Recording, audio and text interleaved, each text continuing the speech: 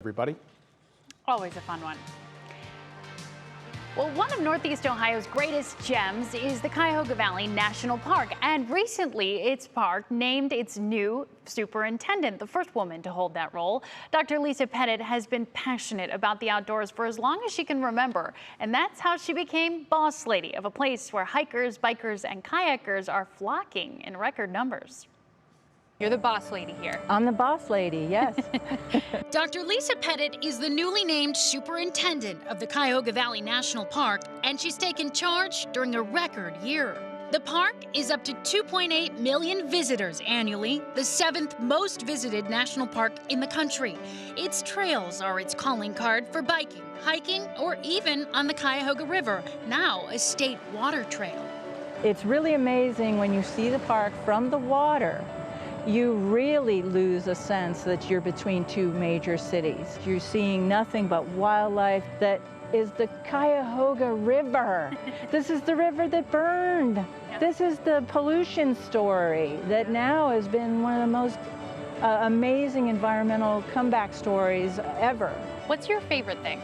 You have a favorite trail, or are you a biker? What do you do? I'm a hiker. I'm a pretty introverted person.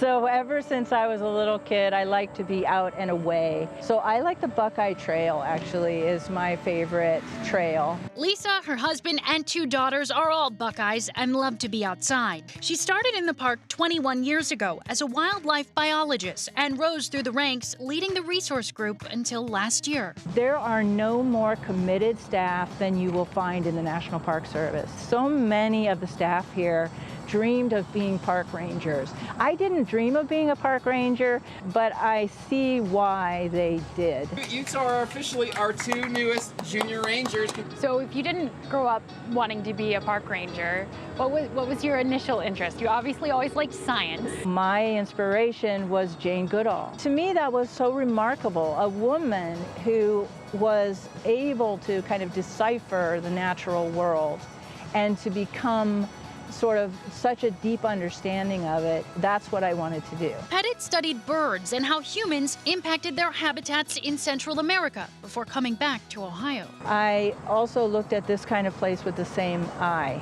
How do you make a place like this compatible for people and wildlife and other species? We're almost 50 years old, and I just want to see us go to that next level and become that national park that this place deserves and that we deserve to be. She's focused on its relationship with its neighbors in the inner city and on the lands nearby. While Petit designs the park's future through master planning, she's also thinking about her legacy. Is there a piece of advice you give when you're talking to young students? My dad was the most inspirational person, I think, in the sense of I credit him with saying to me, follow your heart if you can.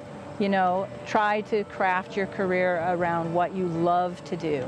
And then you will never feel like it's a job, and you will feel like you're contributing to the world in that way.